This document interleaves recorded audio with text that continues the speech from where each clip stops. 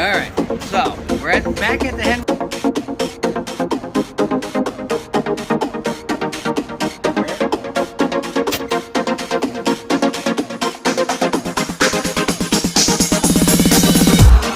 Roll call here, and we're going to talk about my Makarov. Now, I have two different versions of this. I have the Polish P64 version, which is smaller, and this one, which is the Bulgarian version.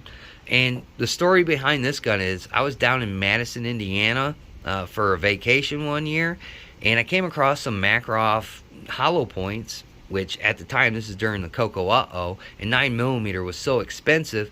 So what I was doing for my reps is I was shooting Makarov. I was shooting the daylights out of this stuff. And they had a couple of boxes, and I asked them, do you have a Makarov behind the counter? Boom, this one came out, and I scooped it up, and that's the story of this. Now, I did look up, because it's got some numbers on the back side of it, and I think this one was made in the early 70s, I think it was, if I can remember correctly. But I mean, it's a cool gun to shoot.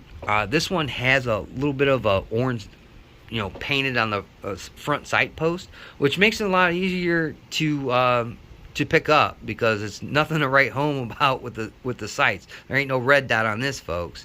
Another thing is, this is 9x18. It's not 9x19.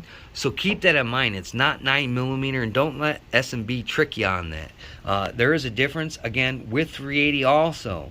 So be kind of cautious of what you're doing when you start messing with surplus, and don't put the wrong ammunition in the firearms. If you go look at like Atlantic Firearms and some of these other guys that deal with importation, really hard to get imports in during the Biden administration, and they put up a couple of videos. I think Atlantic did, and somebody else that does, I think Royal Tiger Imports or something. They were really squawking about it during the Biden administration. This stuff isn't getting any easier to find. Back in the day, this stuff was a dime a dozen. I remember Mosins being in big barrel, and they were like $80 a piece. Now go look at the price of those. Everything's gone up in value, especially surplus stuff in the firearms world.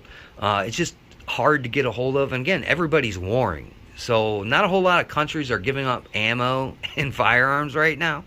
And I do have another magazine for that, for this gun, but man, it was awful expensive. And again, it was during the COOF, and everything was expensive during those days. But I got tired of just filling one magazine up, because I think it holds 7 rounds, 8 with one in the hole. I think it has a decocker on it. Maybe I'll do another video side by side with that Polish P64, and we'll shoot it a little bit. I do have quite a bit of Makarov left. I really stocked up on it, because nobody knew when the Coco Uh-Oh was going to end, and I wanted to get reps in. So instead of shooting 9, I shot this stuff. Real interesting firearm. Again, importation of this stuff is getting harder and harder to do. And if you do come across this stuff, I highly recommend you pick it up. It's going to hold a value. And even if you kind of don't want this stuff anymore, you'll probably get a couple of more bucks than you thought back if you trade it in or do whatever you want to. Me, I'm going to hold on to this stuff a little bit longer, see if the prices, with all the warring going on across the pond, see if the prices kind of, tick up a little bit more, and maybe let one of these squirm out. But in the end, I highly recommend that you collect surplus. It's fun, it's interesting, there's stories behind it, not only from like this stuff way back in the days, but when you find it and where you find it. This came out of a small shop in the middle of nowhere on the border of Indiana and Kentucky. That's where this one came from. You never know. Even going to my locals nowadays, it's really hard to find surplus stuff. I will throw in another tidbit. If you can find a Tokarev right now, those things are absolutely going crazy on the market for some reason.